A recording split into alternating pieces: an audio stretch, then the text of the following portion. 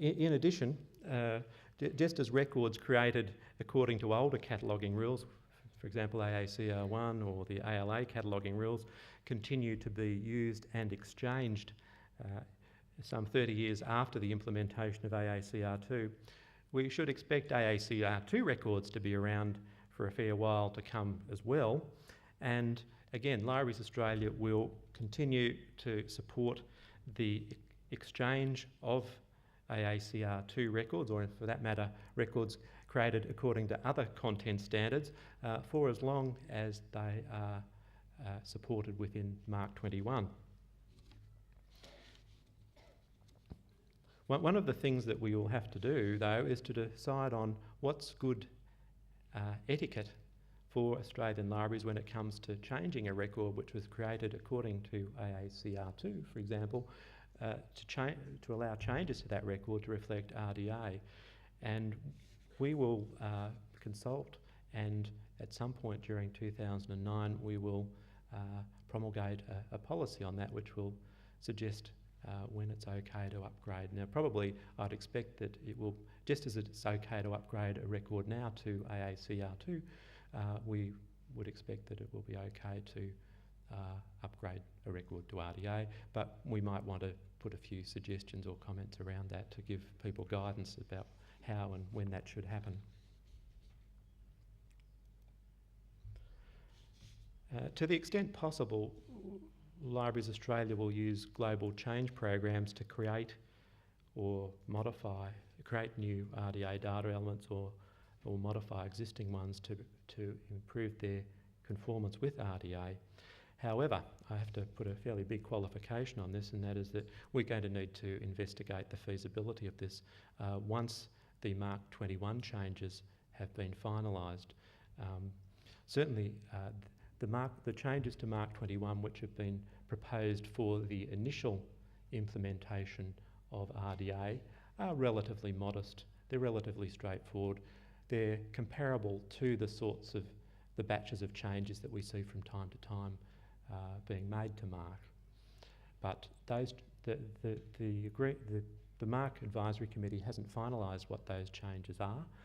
We expect to know more about that, probably have an agreed set of Mark changes early in the new year, and once we look at that, and once we know what they are, we will then look at if there is any room for us to do anything programmatically to generate those data elements or to modify the data.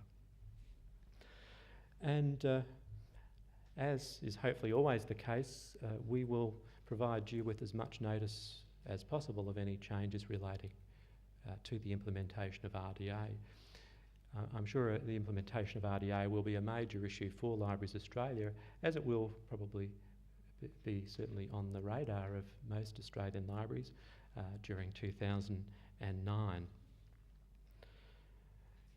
Just a couple of other comments, and that is firstly that we will aim to provide a training system which supports the creation of RDA data at the earliest possible time, certainly well in advance of any Australian implementation. And we'll aim to reflect RDA changes as soon as possible in the Libraries Australia training courses and in system documentation. That's all I wanted to say about RDA, but at the risk of preempting the seminar tomorrow, if you have any questions about RDA, we'll do it, particularly as it relates to Libraries Australia, we'll do our best to answer them now, or possibly call upon the RDA Brains Trust, which is in the room with us. So if anybody would like to ask any further questions, either about RDA or about the cataloguing system in general, system developments, or anything that we've covered in this session, now is an opportunity.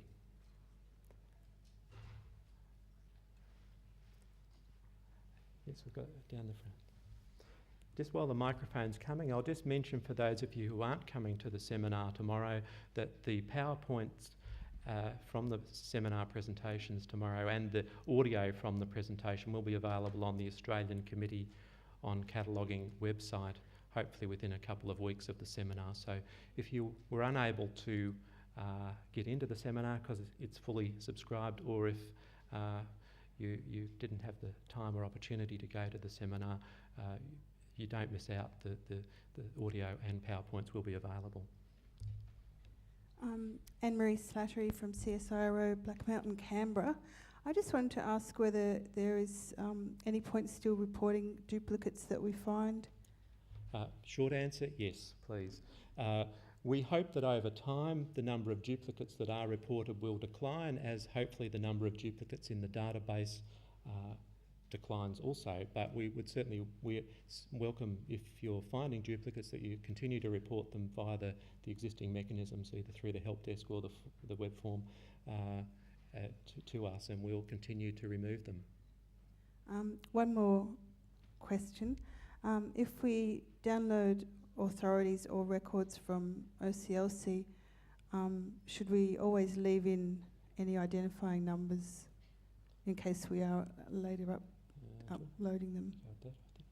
Short answer is probably yes. We're, as Rob mentioned, we're part of the SRU update activities that we're doing. We're putting OCLC numbers into our records. BIB records. So at this stage, we're working on adjusting our matching algorithms so that we can utilise those not only in the SRU update process, but in the normal record uploading. The short answer is yes, keep them and send them, because what we will do is at some point we will change our filters. At the moment, if you send us an OCLC number in your records, it gets thrown out. We discard it, but at a certain point when the system is ready, we will actually retain them. So if you're keeping them now, they can become part of your regular output format. Probably got time just for a couple more questions if anybody has them.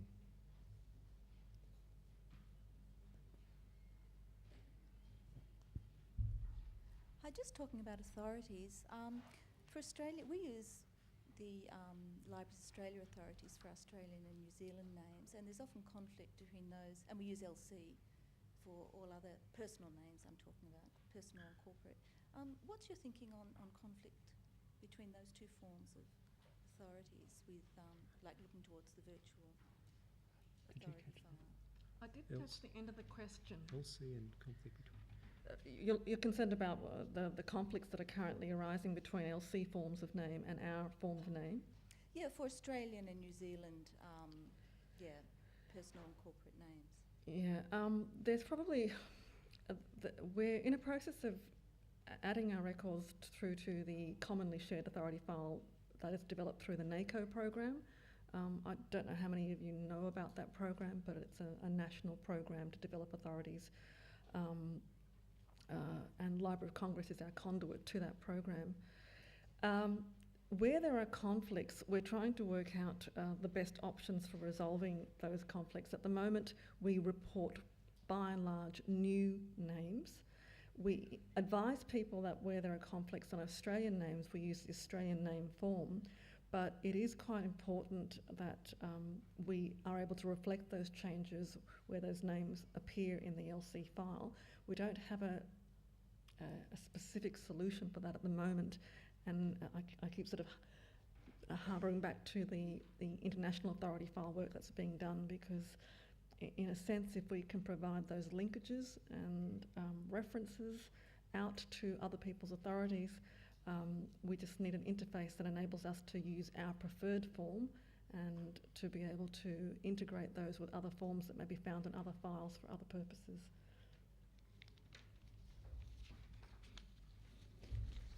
Okay, I think we probably might wrap up at that point, and I think we're just about to be joined by the other group from the other session, so thanks very much.